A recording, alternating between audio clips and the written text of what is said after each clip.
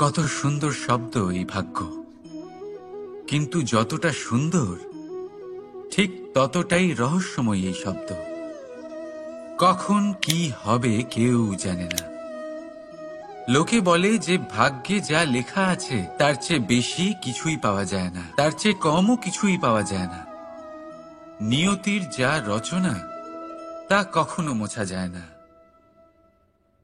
কিন্তু কেউ এইটা বোঝে না যে নিয়তি আপনার কর্মের দ্বারা বদলায়। যদি আপনি শুভ চিন্তা করেন, শুভ কর্ম করেন, তাহলে নিয়তি আপনার সাথে খারাপ কিছু হতেই দেবে না।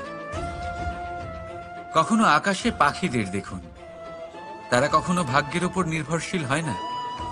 যতই ঝড় আসুক, যতই তীব্র হাওয়া দিক, ঘুরতে থাকে, একটা জিনিস জড়ো করে নিজের সৌভাগ্য, নিজের বাসা নিজেই তৈরি করে। নিজের সন্তানের জন্ম দেয়, তাকে লালন পালন করে, নিজেই তাকে উড়তে শেখায়, কখনোই ভাগ্যের উপরে নির্ভরশীল হয় না সে। এই বিষয়টা আমাদেরও শিখতে হবে। তাই মনে রাখবেন, আপনার ভাগ্য নিয়তির লিখন নয়। আপনার ভাগ্য তাই যেটা আপনি দিনের পর দিন আপনি নিজেই লেখেন। কিছু নিজে পরিশ্রম করে, কিছু নিজের ভাবনার জোরে। রাধা রাধা। ভাগ্য আর কর্ম, এই দুই এমন শব্দ যাকে ঘিরে সমগ্র সংসার। কেউ বলে আমার ভাগ্যে এটা ছিল না, যা পেলে আমার জীবন অন্যরকম হতো। কেউ বলে আমার গত জন্মের কর্ম নিশ্চয়ই এমন ছিল, যে কারণে এই জন্মে এরকম ভাগ্য পেয়েছি আমি। এসব বাদ দিন আর একবার শান্ত চিত্তে ভাবুন। আপনি বুঝতে পারবেন যে ভাগ্য আর কর্ম এই দুই এই জন্মের। তফাৎ শুধুমাত্র এটাই যে যদি ভাগ্যের কথা বলা হয়, তাহলে আপনি এই ভাগ্যের থেকে যত বেশি আশা করবেন তত বেশি নিরাশ হবেন আপনি। কারণ এই আশা আপনাকে কর্ম করা থেকে আটকায়। যদি কথা বলা হয় কর্মের, তাহলে নিজের কর্মের প্রতি যত বিশ্বাস রাখবেন তত বেশি সফলতা আপনার কাছে আসবে। তাই একটা কথা মনে রাখবেন, ভাগ্য আপনার কর্ম নির্ধারণ করে না, কিন্তু আপনার কর্ম আপনার ভাগ্যকে অবশ্যই নির্ধারণ করে। রাধা রাধা। মানুষের স্বভাব হলো যে সে সবসময় নিজে বলতে চায়, কারুর কথা শুনতে চায় না। কিন্তু তার এই স্বভাব তাকে এক বিশাল বড় জ্ঞানের থেকে দূরে সরিয়ে রাখে, সামনের মানুষের ব্যক্তিত্বের জ্ঞানের থেকে দূরে। তাই যদি আপনি কাউকে চিনতে চান, কাউকে বুঝতে চান, তাকে থামাবেন না, শুধু বলতে দিন। কারণ একজন ব্যক্তির ব্যক্তিত্ব লুকিয়ে থাকে তার কথার মধ্যে, আর তার আসল পরিচয় লুকিয়ে থাকে তার শব্দের পেছনে। বলতে দিন, আস্তে আস্তে আপনি সব বুঝতে পারবেন। এটাই তফাৎ হলো একজন সাধারণ মানব আর একজন মহামানবের মধ্যে। এক যে কাউকে বলতে দেয় না, আর এক যে সবার কথা শুনে। তাহলে সিদ্ধান্ত আপনার, আপনি কি সাধারণ হতে চান না অসাধারণ? কারণ এই ভবিষ্যৎ আপনার। রাধা রাধা। এই সংসারে আলোর উৎস কি? সূর্য। এই সংসারে মিষ্টি জলের উৎস কি? নদী। এই সংসারে উচ্চতার প্রতীক কি হয়? হিমালয় পর্বত। আমরাও জীবনে এরকমই হতে চাই, সূর্যের মতো তেজস্বী হতে চাই, নদীর মতো পূজনীয় হতে চাই, হিমালয় পর্বতের মতো উচ্চতা লাভ করতে চাই। সব ঠিক আছে, কিন্তু তার জন্য আমরা কাজ কি করি? যদি এরকম আমরা হতে চাই, তাহলে সবার আগে সূর্যের মতো নিজেকে উজ্জ্বল করুন। সূর্যের সব থেকে বেশি আলো নিজের অন্তরে থাকে। নদীর মতো নিজের পথ নিজেই তৈরি করুন। পাথরের সাথে ধাক্কা খাওয়ার পরেও থেমে না যাওয়া শিখুন। হিমালয় পর্বতের মতো উচ্চতা লাভ করতে হলে সেটার মতো অটল থাকতে শিখুন। একটা কথা অবশ্যই মনে রাখবেন, নিজেকে জ্বালাবেন, তবেই সংসারকে আলোকিত করতে পারবেন। রাধা রাধা। প্রতীক্ষা, প্রয়াস, এই দুই জীবনের অভিন্ন অঙ্গ। দেখতে গেলে আমরা জীবনে কারোর না কারোর প্রতীক্ষা অবশ্যই করি।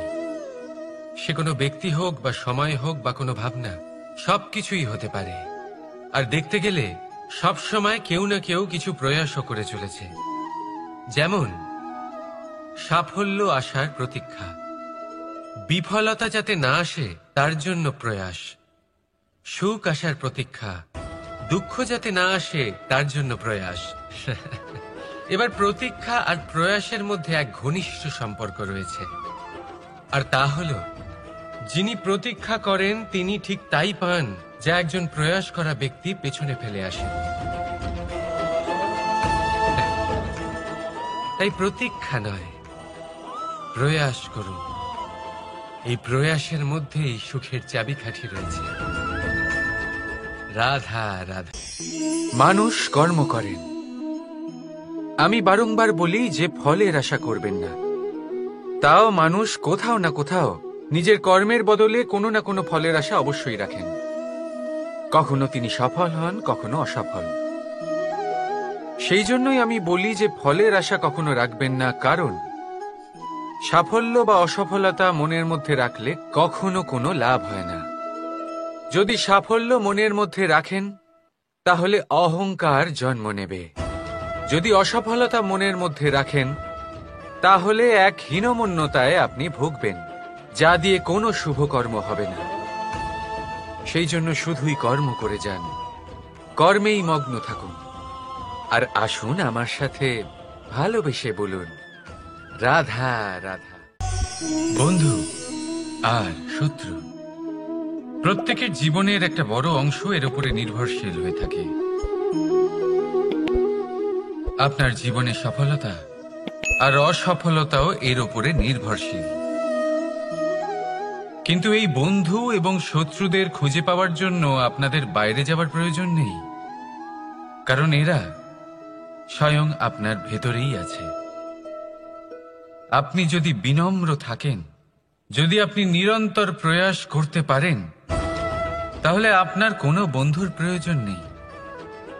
যদি আপনার মধ্যে অহংকার থাকে, যদি প্রতি কথায় আপনার মধ্যে ক্রোধ উৎপন্ন হয়, তাহলে আপনার শত্রুর কোনো প্রয়োজনই নেই।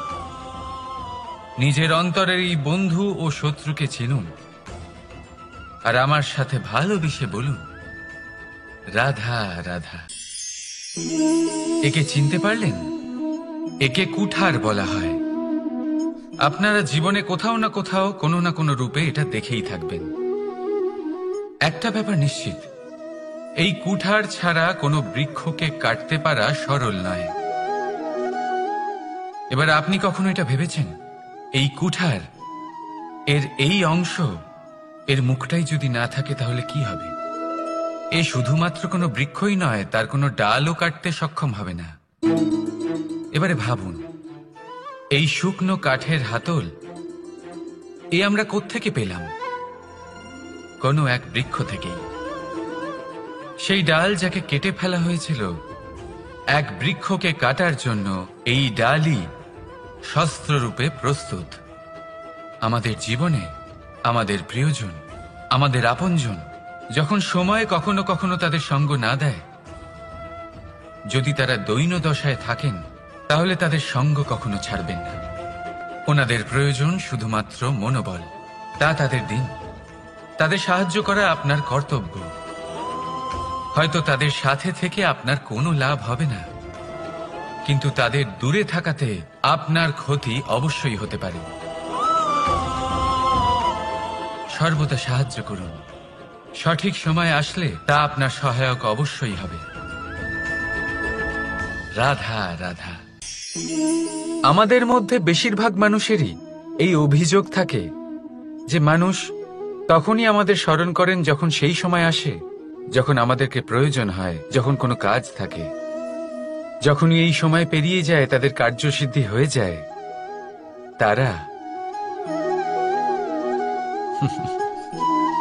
আমাদের থেকে দূরে চলে যান, ভুলে যান আমাদের। এবার এই বিষয়ে ভেবে খারাপ অবশ্যই লাগে। এই পরিস্থিতিকেই অন্য এক দৃষ্টিভঙ্গি দিয়ে দেখার চেষ্টা করুন। মনে রাখবেন, মানুষ প্রদীপের সন্ধান তখনই করেন যখন তার জীবনে অন্ধকার থাকে। আপনি প্রসন্ন হয়ে উঠুন, কারণ আপনার কাছে সেই সুযোগ আছে যে কারোর জীবনে প্রকাশের কিরণ আনতে পারছেন, কাউকে সঠিক পথ দেখাতে পারছেন, কারোর সহযোগিতা করতে পারছেন, এই পুণ্য অর্জন করতে পারছেন। কারোর থেকে কোনো আশা রাখার দরকার নেই। যার আপনাকে যতটা প্রয়োজন তাকে ততটাই সাহায্য করুন, ততটাই সবাইকে প্রেম বিতরণ করুন। আর এই প্রেমের ভাব নিয়েই আমার সাথে বলুন, রাধা রাধা। এটা সেই নৌকার প্রতিরূপ যা আমাদের নদী পার করায়। এবার বিষয়টা একটু ভেবে দেখুন। সেই বিশাল নৌকা যা আমাদের নদী পার করায়, সেটার নির্মাণ নদীতে নয়, ডাঙায় হয়। আর যদি আমরা এটাকে নদী অবধি পৌঁছতে চাই, তাহলে আমাদের দরকার পড়ে কোনো গরুর গাড়ির অথবা ঘোড়ার গাড়ির। তার সাহায্যে একে বহন করা হয়। এবার পথে যদি কোনো জলধারা আসে, কোনো নদী আসে, আর সেটাকে পার করতে হয়, তাহলে তখন সেই নৌকার ওপরে গাড়ি রাখা হয়, তারপর তাকে পার করা হয়। অর্থাৎ এই যাত্রা দুজনের সংযোগ ছাড়া সম্পূর্ণ হতেই পারবে না। সেই জন্যই এই প্রবাদ আছে, কখনো নৌকা তো কখনো গাড়ি। আমাদের সম্পর্কের মধ্যে অতি আবশ্যক, আমাদের সম্পর্কের মধ্যে অত্যন্ত গুরুত্বপূর্ণ হল সংযোগ। সবসময় একসাথে চলা, সংযোগ স্থাপন করা। সবসময় সুখী থাকবেন। রাধা রাধা। পুস্তক, পুস্তক থেকে আমরা কি না শিখতে পারি। জ্ঞান হোক, বিজ্ঞান হোক, ইতিহাস হোক, সব শিখতে পারি। কথায় আছে, একটা ভালো পুস্তক, একটা ভালো গ্রন্থ পাওয়া তা 100 ভালো বন্ধু পাওয়ার সমান। কিন্তু যদি একটা ভালো বন্ধু পাওয়া যায়, তাহলে তা গোটা গ্রন্থাগারের সমতুল্য। সে আপনাকে কর্মের বিষয়ে জ্ঞান দেয়, সাফল্যের রসায়ন শিক্ষা দেয়। সে আপনাকে ইতিহাসে অমর করে রাখবে। শুধু তাই নয়, সে আপনাকে শুধু পথই দেখাবে না, সেই পথে আপনার সাথে সঙ্গী হয়ে চলবে সে। সেই জন্য জীবনে যদি কোনো ভালো বন্ধুকে পাশে পান, তাহলে তাকে আপন করে রাখবেন, তাকে সামলে রাখবেন। জীবন সহজ হয়ে যাবে। রাধা রাধা। বর্ষা ঋতু শুরু হলেই পাখিদের মধ্যে চাঞ্চল্য বেড়ে যায়। আর সেটা হবে নাই বা কেন? বাসা ভেঙে যায়, বৃক্ষ ভেঙে পড়ে। প্রত্যেক পাখি তার থাকার জন্য একটা নতুন জায়গার, একটা ছায়ার, একটা ছাদের খোঁজে থাকে। শুধু একটা পাখি এসব কিছুই করে না। না তো তার এসব সমস্যা নিয়ে কোনো চিন্তা থাকে, না কোনো দরকার পড়ে। আর সেই পাখি হলো বাজ। সেই সব সমস্ত ছোটখাটো সমস্যার থেকে অনেক দূরে ওপরে উড়ে বেড়ায়, মেঘের থেকেও অনেক উঁচুতে। তাই এই সব ছোটখাটো সমস্যা যা আপনার জীবনে এসে থাকে, এই সব নিজের চারপাশকে ঘিরতে দেবেন না। নিজের চিন্তা ভাবনাকে অনেক উঁচুতে রাখুন। আপনার সমস্ত সমস্যা নিজে থেকেই নিচে চলে আসবে। রাধা রাধা। কোনো ব্যক্তির ব্যক্তিত্ব কিভাবে তৈরি হয়? আপনার কি মনে হয় যে ব্যক্তি জন্ম থেকে তার স্বভাব নিয়ে জন্মায়? নাকি আপনার মনে হয় যে এই প্রকৃতি ব্যক্তির জন্য তার নিয়তি রচনা করে? না, এরকম একেবারেই হয় না। আমি আপনাকে বোঝাচ্ছি। যখনই বৃষ্টি পড়ে কোনো বিন্দুর দিকে দেখবেন। এবার এই বিন্দু যেখানে পড়ছে তার উপরে নির্ভর করছে তারপর কি হবে। যদি এই বিন্দু পড়ে কোনো ক্ষেতের ওপরে, তাহলে কোনো নতুন ফসলের জন্ম দেবে। যদি সে গরম কড়াইতে পড়ে, তাহলে বাষ্পীত হবে। যদি সে কোনো সাপের মুখের ভেতরে পড়ে, তাহলে বিষ তৈরি হবে। ঝিনুকের ভেতরে পড়লে মুক্তো তৈরি হবে। যদি কোনো পাতার ওপরে পড়ে তাহলে শিশির তৈরি হবে, একই বিন্দু, কিন্তু তার সঙ্গত তার ভবিষ্যৎ এবং ব্যক্তিত্ব নির্ধারণ করবে। এবার এটা তো শুধুমাত্র এক বিন্দু, তার কাজ হলো শুধুমাত্র পড়া, কোথায় সেটা সেও নির্ধারণ করতে পারে না। কিন্তু আপনি হলেন মানুষ, আপনি বাছাই করতে পারবেন যে আপনার সঙ্গী কারা হবে, কাদের সাথে আপনি মেলামেশা করে বড় হবেন। তাই তা ভালোভাবে করুন, কারণ এই নির্বাচন আপনার হাতে, কারণ এই জীবন আপনার, ভবিষ্যৎ আপনার। এবার আপনি মহান হতে চান কি না তার নির্ণয় আপনাকেই করতে হবে। আসুন আমার সাথে ভালোবেসে বলুন, রাধা রাধা। সূর্যের তাপ এতটাই প্রখর হয় তা সমস্ত বনস্পতিকে শুষ্ক করে দেয়।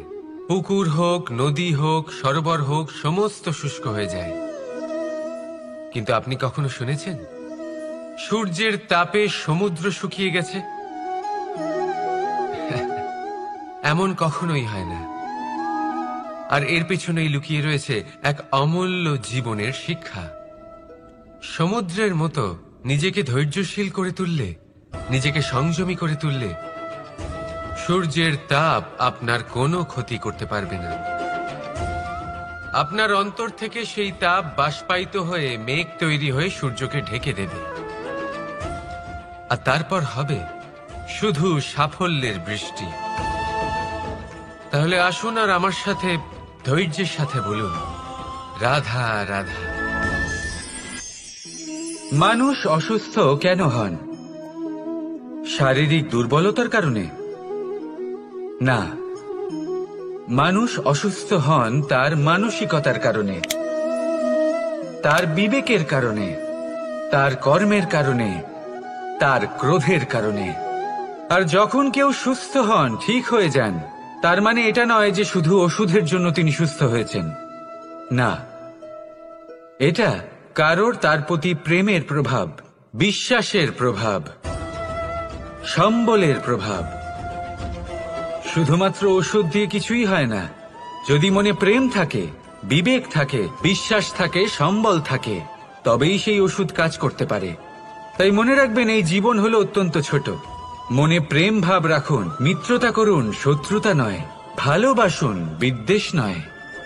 আর এই ভালোবাসার সাথেই বলুন, রাধা রাধা। মানুষ জীবনে সব সময় চিন্তা করে, ভাবতে থাকে যে তার জীবনে কতই না সমস্যা। তারপরে নিজের আশেপাশে দেখে আর ভাবে যে সবাই কত প্রসন্ন, শুধু আমার জীবনেই সমস্যা আছে। কিন্তু বিষয়টা তা নয়। শুধু প্রত্যেক ব্যক্তিরই নয়, প্রত্যেক প্রাণীরও জীবনে সমস্যা আছে। এবার মানুষ একটা পাখিকে দেখে এটাই ভাবে যে এদের জীবন কতটা সহজ। কোনো দেশেরই সীমারেখা এদের ওপর লাগু হয় না। কোথায় থাকবে সেই নিয়েও কোনো ভাবনা নেই, কত শান্তির জীবন এদের। তারপর সে একটা পিঁপড়েকে দেখে আর এটা ভাবে, কি অসাধারণ, এদের তো সারা জীবনই মাটির উপরেই অতিবাহিত হয়, খাবারটাও মাটিতেই পেয়ে যায়, কি শান্তির জীবন এদের। কিন্তু যখন কোনো ঝড় আসে তখন সবার আগে সেই পাখির বাসাটাই ঝড়ে ভেঙে যায়। এই পাখি যে শাখাতেই গিয়ে বসে পড়ুক, তাদের উপর সবসময় সংকট থাকে যে ওপর থেকে কোনো বড় পাখি এসে তাদের উপর প্রহার না করে, তারা নিজেদের প্রাণ না হারায়। আর যদি কথা বলি পিঁপড়েকে নিয়ে, এদের উপর সবসময় সংকট থাকে যে কোনোভাবে বাতাস বা জল এদের ভাসিয়ে না নিয়ে যায়, কোনো প্রাণী ওকে পা দিয়ে পিষে না দেয়, এই পিঁপড়ে পিষ্ট হয়ে না মারা যায়। দেখুন, সমস্যা প্রত্যেকের জীবনে রয়েছে, আর এই সমস্যা আসতেই থাকবে। এর অর্থ এটা নয় যে এই সমস্যার সম্মুখীন হওয়া যায় না, এর সমাধানও সম্ভব নয়। প্রত্যেক সমস্যার সমাধান অবশ্যই আছে, শুধু শান্ত মনে সেটা খুঁজে বের করতে হবে। তাহলে সেটাই করুন, প্রত্যেক সমস্যার সমাধান করতে থাকুন। যত সমাধান করবেন জীবন আনন্দময় হয়ে উঠবে। যদি সমাধান না করেন তাহলে আজীবন দুঃখই পেতে থাকবেন। আসুন আমার সাথে ভালোবেসে বলুন, রাধা রাধা। কর্ম, ধর্ম আর কর্তব্য, এই তিনটি একে অপরের সাথে জড়িত। আর অনেক সময় এই তিনটি পালন করতে করতে আমাদের সেই ব্যক্তির সামনে গিয়ে দাঁড়াতে হয়, তার বিরুদ্ধেই যেতে হয়, যাকে আমরা সব থেকে বেশি ভালোবাসি। কিন্তু সেইখানে এই যুদ্ধ কোনো ব্যক্তিগত যুদ্ধ থাকে না। এ হলো কর্ম, ধর্ম আর কর্তব্যের যুদ্ধ। এটা সরল নয়, অত্যন্ত কঠিন হয় তার সম্মুখীন হওয়া যাকে আমরা সব থেকে বেশি সম্মান করি। কিন্তু আমাদের তো আমাদের ধর্মের পথে চলতেই হবে, কারণ আমরা কর্মবদ্ধ, কর্তব্যবদ্ধ, আর এটাই করা উচিত। শুধু এটুকু মনে রাখবেন, যদি আপনার উদ্দেশ্য শুভ হয়, আপনার ভাবনা শুভ হয়, আপনি যদি কর্ম, ধর্ম আর কর্তব্যের পথে অগ্রসর হন, তাহলে এই প্রক্রিয়াতে যদি আপনাকে আপনার আরাধ্যেরও সামনে দাঁড়াতে হয়, তাহলেও আপনার কোনো ক্ষতি হবে না। তাহলে আসুন আর আমার সাথে ভালোবেসে বলুন, রাধা রাধা। সাথী। সাথী এই শব্দটির ব্যাখ্যা কে কিভাবে করে? মিত্র, সখা, বন্ধু। কিন্তু অর্থ একটাই, তিনি যিনি আপনার সঙ্গী হন আর তিনি যার সাথী আপনি হন। এবার সব থেকে বড় প্রশ্ন হলো এটাই যে তিনি কে হতে পারেন যাকে আপনি আপনার সাথী বলে মেনে নিতে পারেন, নিজের সখা, নিজের মিত্র, নিজের বন্ধু মেনে নিতে পারেন। আপনার সাথী হলেন তিনি যিনি দুঃখের সময় আপনার পাশে থাকবেন, আপনার হাত ধরে থাকবেন। আপনার সাথী হলেন তিনি যার হাত আপনি নিজের সুখের দিনে ধরে থাকবেন। সেই সাথীরই হাত ধরুন যিনি দুঃখে সবসময় আপনাকে সাহায্য করার জন্য তৎপর হয়ে থাকেন, আপনার পাশে থাকেন, আর যাকে সুখের দিনে আপনি আপনার সাথে রাখতে পারেন। আর যখন আপনার সাথে আপনার এই সাথী থাকবে, তখন আপনি এটা বুঝবেন যে যখন জীবনে দুঃখ আসে, তখন এই দুঃখ কমে যায়, সবার মধ্যে ভাগ হয়ে যায়। আর যদি তখন সুখ আসে, তাহলে সেটা সবার উপস্থিতিতে আরো বেড়ে যায়। এটাই হলো প্রেম, এটাই হলো ভালোবাসা, এটাই হলো সঙ্গ, যেমন সম্পর্ক আমার আর রাধার মাঝে। তাহলে আসুন আর আমার সাথে ভালোবেসে বলুন, রাধা রাধা। মানুষ এক অত্যন্ত বিচিত্র প্রাণী। পরিকল্পনা করে, ষড়যন্ত্র করে, প্রচেষ্টা করে, কাউকে পরাজিত করার চেষ্টাও করে। সাপকে একটা দড়ি মনে করে হাতে চেপে ধরার চেষ্টা করে, কিন্তু একটা কথা বুঝতেই পারে না, সময়ের এই সাপ, এটা হাতে চেপে ধরাই যায় না। আর আপনি যা করবেন তা আবার ফিরে আসবে আপনারই সামনে। দেখুন, এতে কিছুই যায় আসে না যে আপনি কুম্ভকারের পুত্র নাকি কৃষ্ণের পুত্র। যদি আপনি অনুচিত কর্ম করেন, তাহলে আপনার সাথেও অনুচিতই হবে। অশুভ কর্ম করলে আপনার সাথেও অশুভই হবে। কুরু বংশ অত্যন্ত মহান বংশ ছিল। এই কুরু বংশ কি হলো তার সাথে? একটা গোটা বংশ বয়ে গেল, কারণ ওনাদের উদ্দেশ্য অশুভ ছিল। অন্যদিকে 5 জন বনবাসী পাণ্ডব মহাভারত বিজয়ী হলেন, কারণ তাদের উদ্দেশ্য শুভ ছিল।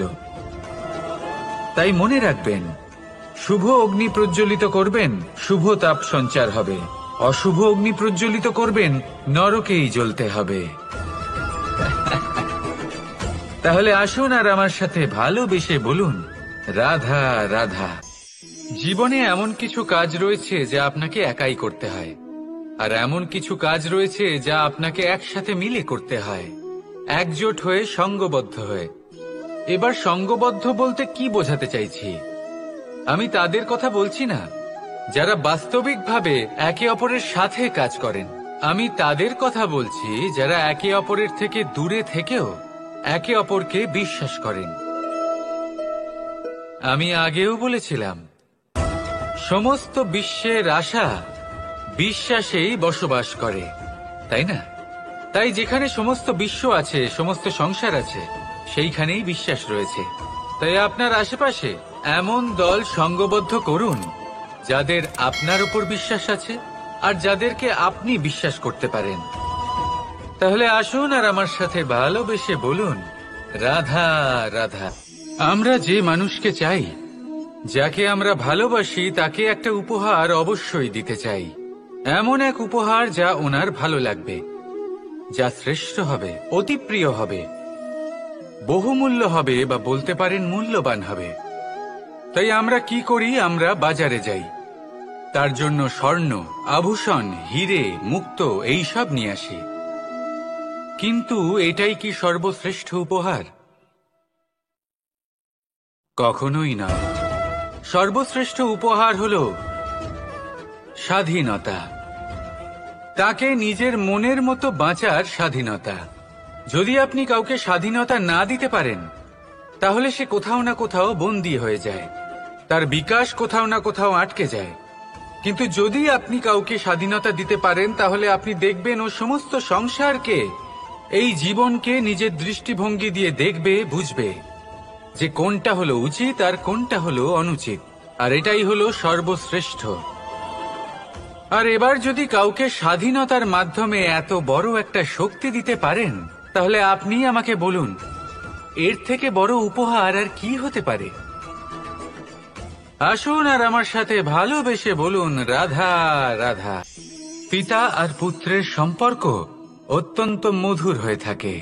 পিতা স্বপ্ন দেখেন, তাকে পূর্ণ করার সকল সম্ভাব্য চেষ্টা করেন, কিন্তু তাও অনেক সময় ওনার স্বপ্ন অপূর্ণ থেকে যায়।